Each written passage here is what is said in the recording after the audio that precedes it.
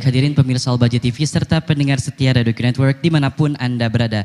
Terima kasih Anda masih bersama kami dalam kajian tafsir Al-Quran. Tibalah saatnya untuk belajar bersama guru kita tercinta Buya Yahya. Yang insya Allah pada kesempatan kali ini kita telah sampai pada pembahasan Quran Surat Al-Hajj ayat ke-23.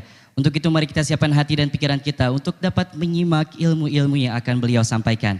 Kepada guru kita tercinta Buya Yahya dengan segala hormat kami persilakan. Allahumma sholli ala Sayyidina Muhammad. Allahumma sholli ala Sayyidina Muhammad. Udhkuru salata ala Nabi Muhammad.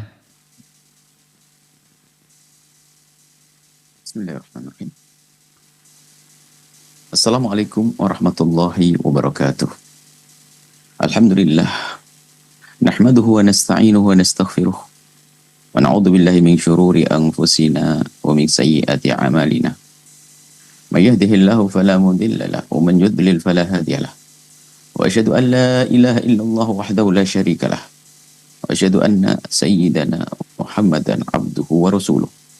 Allahumma salli wa sallim ala habibina sayyidina Muhammadin wa ala alihi wa ashabihi wa tabi'ina lahum bi ihsanin ila yaumiddin. Allahumma ya Rabbana 'allimna at-ta'wila wa faqihna fid din. A'inna ya Rabbana 'ala fahmi kitabik wa 'ala al-'amali bihi waj'alna ya Rabbana min ahlihi. Warzuqna ya Rabbana taubata qabla al-maut. Asyhadata 'inda al-maut wal jannata ba'da al-maut. Amma ba'd.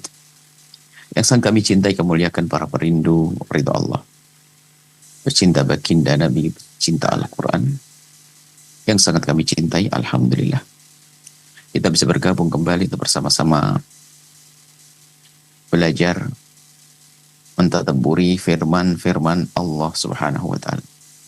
Yang kita masih di surat Al-Hajj dan kita sudah sampai kepada ayat yang ke-23.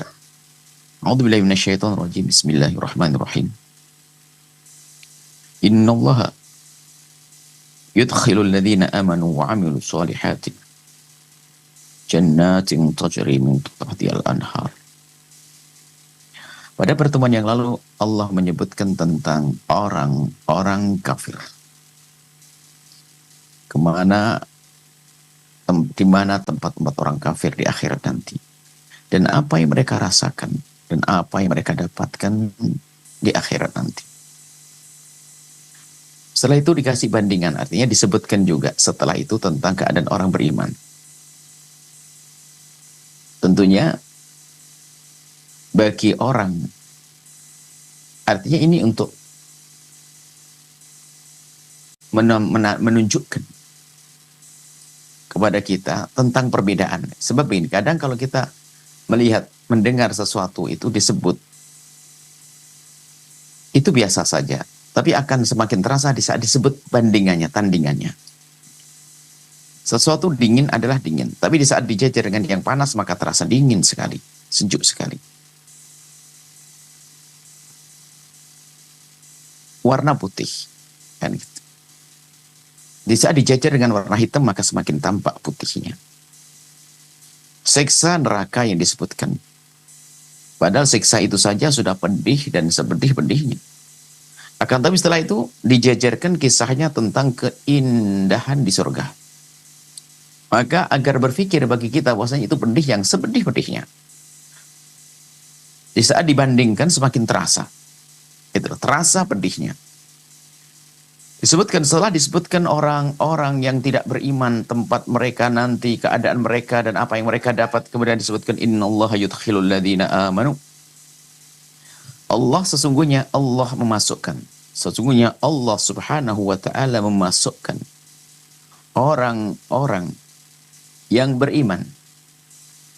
Dan tidak cukup hanya sekedar beriman, akan tapi ada tanda ketulusan, keseriusan di dalam imannya. Wa 'amilus solihat. Wa 'amilus solihat. Dan hampir dua hal ini tidak pernah dipisahkan. Amalnya dilakukan tanpa keimanan, maka tidak diterima. Iman tanpa amal adalah diragukan keberadaannya. Sebab iman kekuatan di dalam hati. Kalau sudah hatinya mengimani, maka hati ini yang akan menggerakkan anggota tubuhnya seperti yang telah diimaninya. yang diyakininya. Orang yang beriman wa amilu solehat.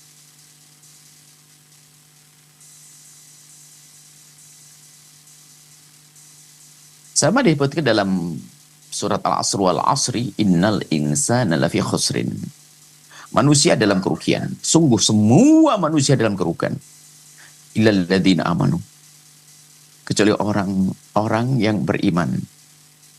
Kemudian keseriusan keimanannya ada tandanya wa amilus solihati, dan mereka yang beramal soleh. Wa amilus solihati, di sini juga begitu. Dimasukkan surga orang-orang yang beriman kemudian beramal soleh, jannatin tajri min tahtihal anhar. Dimasukkan ke surga yang mengalir di bawahnya sungai-sungai. Ini gambaran keindahan di dunia saja. Kalau kita melihat sebuah rumah, sebuah tempat tinggal, ada tanaman, ada kebun, ada bunga, ada pohon-pohon yang rindang, di bawahnya ada air, sungai-sungai kecil yang mengalir dengan gemericik airnya. Alangkah indahnya. Ini gambaran keindahan yang memang surga itu adalah ma la ainun ra'at wala udhunun sami'at. Tidak pernah didengar keindahan yang sesungguhnya dan tidak pernah ada yang melihatnya. Yang diceritakan oleh Al-Quran adalah tashfiq saja. Bagaimana agar kita semakin rindu kepada surga. Kemudian juga ada sekilas tentang agar kita bisa menghayalkan tentang keindahan.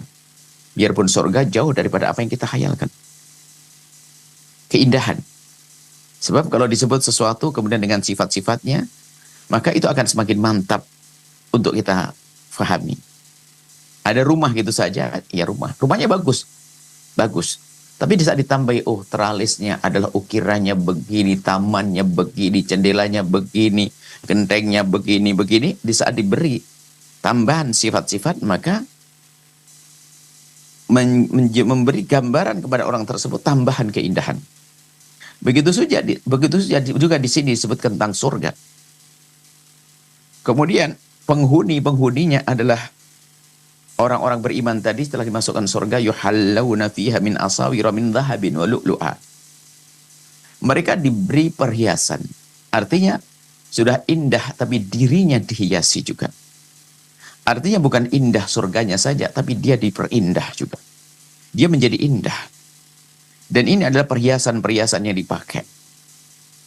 Tentunya di sini tidak terbatas kepada kaum wanita saja. Akan tapi semua akan dibikin indah. Dan kalau kaum pria menggunakan emas di dunia dilarang, tapi di surga tidak ada larangan lagi. Akan tapi semua yang menjadikan indah, gambaran-gambaran tentang keindahan. Dengan gelang-gelang yang terbuat dari emas, kemudian juga ada permata-permata, perhiasan-perhiasan. Ini adalah ingin menggambarkan tentang keindahan di dalam surga. Walibasuhum fiha harirun. Harir.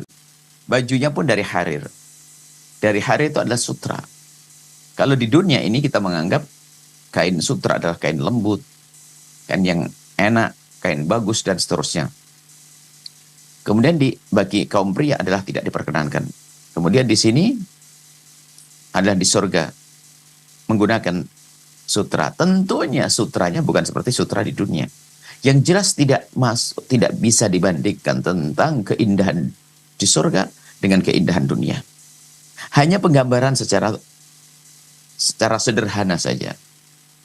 Jadi artinya begini, yang sudah mengetahui tentang bagaimana sutra dan emas, kemudian permata, lalu terkagum-kagum. Nah ini kalau tidak tahu biar tahu, kalau emas itu adalah disenangi oleh orang, permata indah. Sutra adalah kain yang bagus. Yang tidak tahu dikasih tahu itu sutra bagus. Cincin ini bagus dan terusnya. Kemudian setelah itu apa dibilang? Di surga lebih dari itu semuanya. Yang tidak mengerti indahnya emas dan tidak mengerti bagusnya kain sutra, ya firman atau berita semacam ini bagi dia adalah biasa saja. Akan tapi yang namanya emas, orang paling bodoh tentang fulus tentang dunia pun tahu emas. Siapa yang tidak tahu tentang emas? Ya, kan itu. Maka disebut emas, dandanan dari emas. Siapa yang tidak tahu tentang emas? Keindahan emas dan seterusnya. Wahudu ila thayyibi. mereka diberi petunjuk ila thayyibi minal qawli. Ini bisa saja kisah di dunia yang bersambung dengan kisah di akhirat. Hudu mendapatkan hidayah. Ila thayyibi kepada at-tayyib. Tayyib itu adalah hal yang bagus dari kalam. Al-kalam at-tayyib. La ilaha illallah. Dan zikir-zikir yang punya makna mengagungkan Allah, yang mengundang pahala yang berlipat-lipat. Sehingga al-kalimah at-tayyibah itu la ilaha illallah. Al-kalamut tayyib adalah kalimat-kalimat kebaikan, termasuk dalamnya adalah la ilaha illallah. Maksudnya di sini mereka itu di saat di dunia diberi hidayah oleh Allah untuk memegang la ilaha illallah. Dan di surga pun ternyata seperti itu juga. Karena memang yang berla ilallah di dunia itulah yang akan merasakan indahnya berla ilallah di akhirat. Maka yang tidak berla ilallah di dunia, maka dia tidak akan menemukan indahnya la ilallah di akhirat. Karena dia akan di neraka. Ini hudu ila thayyibi minal qawli. Wudu ila suratil hamid. Kemudian diberi petunjuk ke jalan Allah yang maha terpuji. Seperti hari ini kita berjalan ke tempat yang baik. Kemudian kita melakukan kegiatan yang baik, mengadakan pengajian, kita pulang ketemu keluarga, kemudian di rumah baik-baik, sholat duha. Dan kebaikan-kebaikan hudu diberi petunjuk. Dan tidak ada satu hamba yang bisa melakukan satu kebaikan sekecil apapun kalau bukan karena mendapatkan petunjuk dari Allah Subhanahu wa Ta'ala. Mungkin dia orang yang berharta dengan kekayaan yang melimpah ruah, dengan badan yang segar bugar, belum tentu bisa tahajud di tengah malam. Belum tentu. Dengan harta yang melimpah, belum tentu bisa berderma kalau tidak mendapatkan hidayah. Dan pentingnya hidayah. Dan kita harus selalu minta kepada Allah hidayah dan hidayah. Jangan hanya sekedar menunggu. Memang ada orang yang menunggu tiba-tiba diberi. Tapi ya kalau kita dikasih, kalau tidak. Maka kita harus minta hidayah kepada Allah yang maha kasih. Dan itulah diajarkan. Di dalam kita melakukan sholat tidak kurang dari 17 kali dalam sehari, kita untuk minta petunjuk kepada Allah. Ihdinas siratal mustaqim. Ihdinas siratal mustaqim. Ihdinas siratal mustaqim. Innal ladzina kafaru. Nah, di sini kalau orang-orang kafir itu kerjaannya apa? Tidak menerima kebenaran, keimanan, sehingga pada akhirnya tidak bisa memberi kebaikan yang sesungguhnya kepada sesama.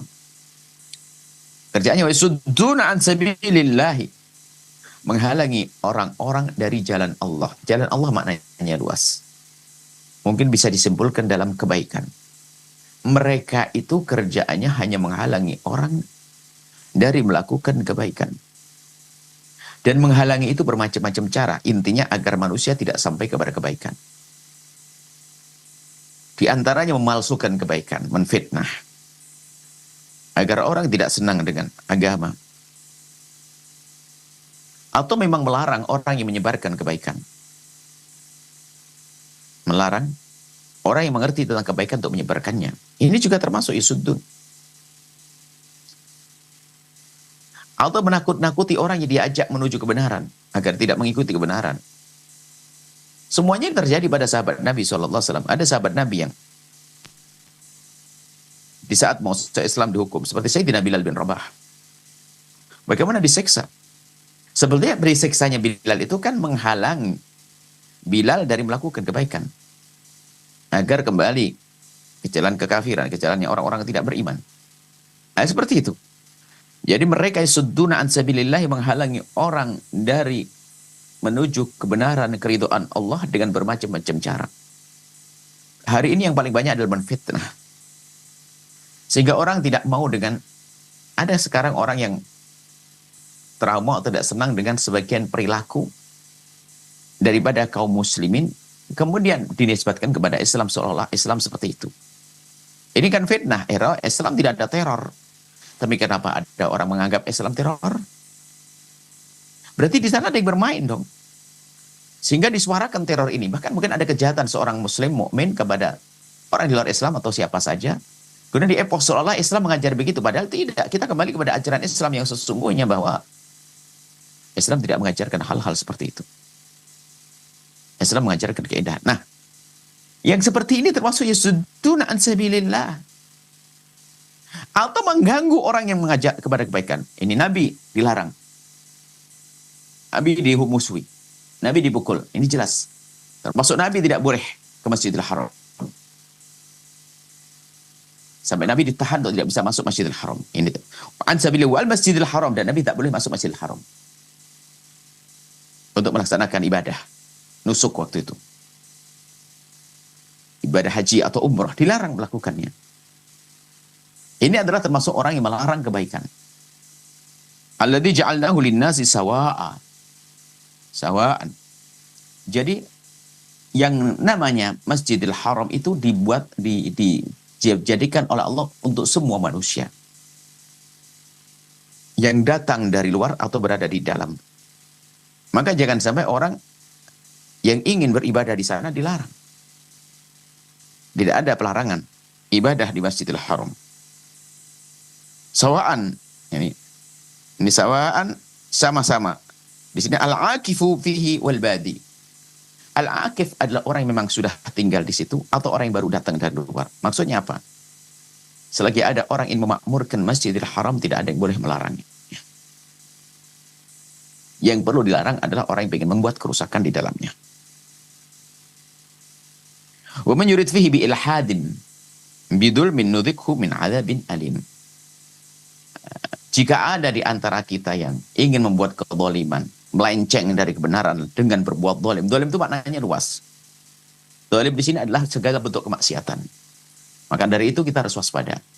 Berada di Masjidil Nabawi adalah kalau kita melakukan kebaikan dilipat gandakan.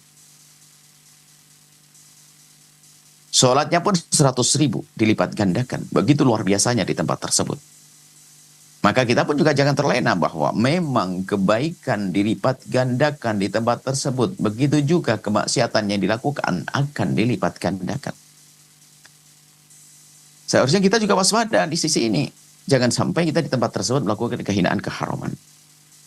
Dan semoga kita bisa menginjakkan kaki kita ke Masjidil Haram. Melakukan salat, melakukan tawaf, i'tikaf, mentadaburi firman-firman Allah, melakukan kebaikan-kebaikan di sana. Nah ini. Dan jangan sampai kita menjadi orang yang zalim. Kalau zalim, nudzikhu min adzabin alim, Allah akan rasakan kepada mereka, akan jadikan mereka itu, orang-orang itu merasakan siksa yang sangat pedih dari Allah Subhanahu wa ta'ala. Baik, tinggal kembali kepada diri masing-masing saat ini. Ayo kita gambarkan bahwasanya Allah punya surga dan punya neraka. Kekuatan kita di dalam hal inilah yang akan menentukan kekuatan keyakinan kita di dalam hal-hal semacam inilah yang akan menentukan jalan-jalan hidup kita.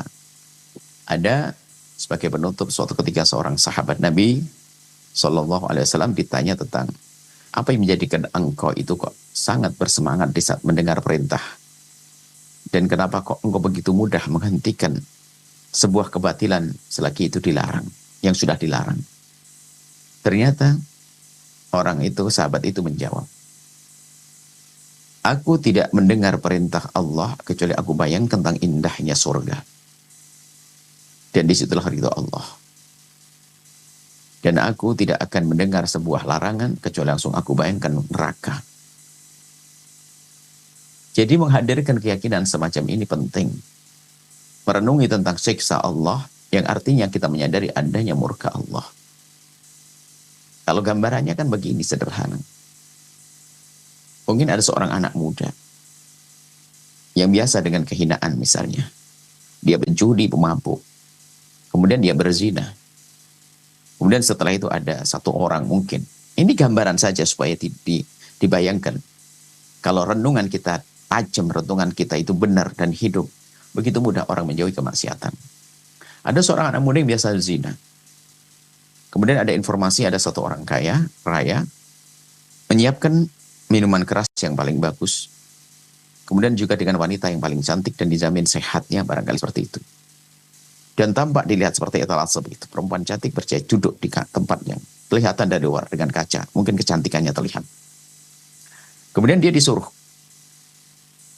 anak muda dan semangat syahwatnya tinggi, apalagi ini perempuan cantik dan sebagainya. Wah, gratis lagi, tidak usah pakai bayar. Bahkan mungkin diberi makan enak dan seterusnya. Makanya kamu boleh masuk di sini kan, kamu bisa tidur selama berjam-jam di sini.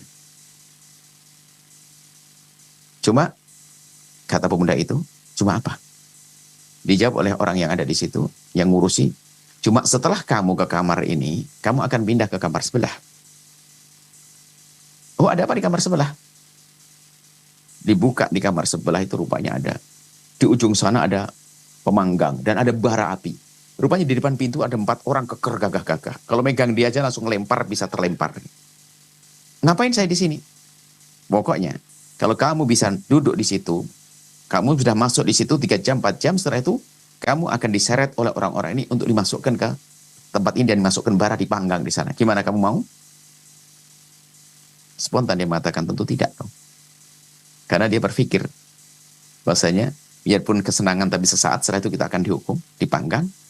Maka kecerdasan pikirnya, perasaannya akan menuntunnya untuk mengatakan aku tidak mau berzina.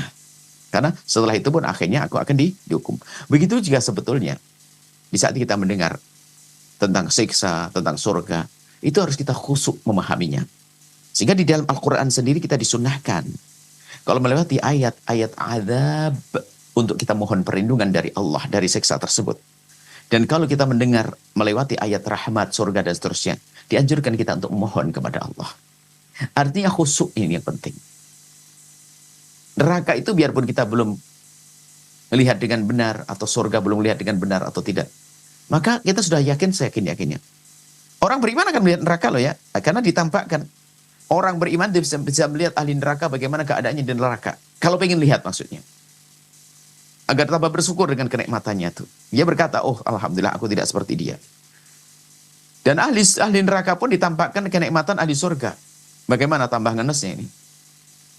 Ngenes kenikmatan di surga. Dia akan minta tolong berikan aku setetes air. Dijawab oleh ahli surga. Nggak boleh, setetes air pun haram buat kalian. Waduh. Bahkan ada semacam dialog obrolan. Diizinkan sesaat-sesaat untuk itu. Tujuannya apa? Untuk menambahkan siksa di dalam dirinya. Nah, mumpung kita masih di dunia ini tempat untuk bercocok tanam, untuk mempersiapkan kehidupan nanti. Di akhirat, ayo kita serius. Tidak ada kemaksiatan yang pernah kita lakukan, kecuali kita hentikan hari ini. Takutlah kepada neraka Allah, hukuman Allah. Dan jangan sampai kita meninggalkan kewajiban-kewajiban, perintah-perintah, kebaikan-kebaikan yang diajarkan oleh Allah. Ayo kita tekuni dan hadirkan keyakinan yang sungguh-sungguh akan murka Allah, neraka. Kemudian ridho Allah, surga. Dan Nabi Muhammad SAW. Ini saja. Nuhibbukum fillah wallahu a'lam bissawab. Mari kita tutup dengan doa. Bismillahirrahmanirrahim. Alhamdulillah. Allahumma sholli ala habibina sayyidina Muhammad wa sayyidina Muhammad. Allahumma ya Allah ya Rahman ya Rahim. Pandang kami dengan kasih sayang dan cinta darimu ya Allah. Berikan kepada kami segala kebaikan di dunia dan di akhirat. Ya Allah, jauhkan kami dari segala yang kau murkai.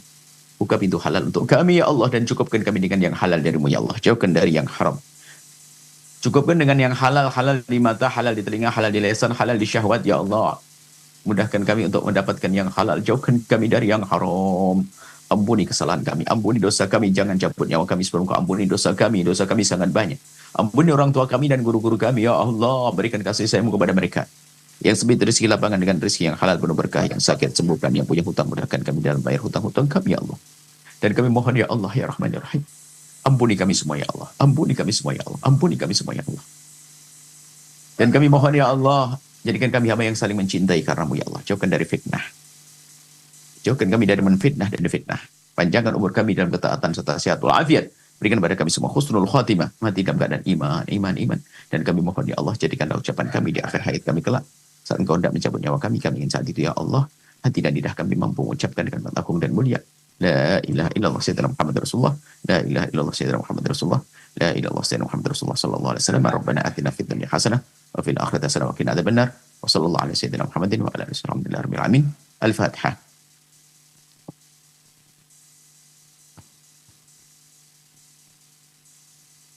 Terima kasih, mohon maaf dan mohon doa selalu. Assalamualaikum warahmatullahi wabarakatuh.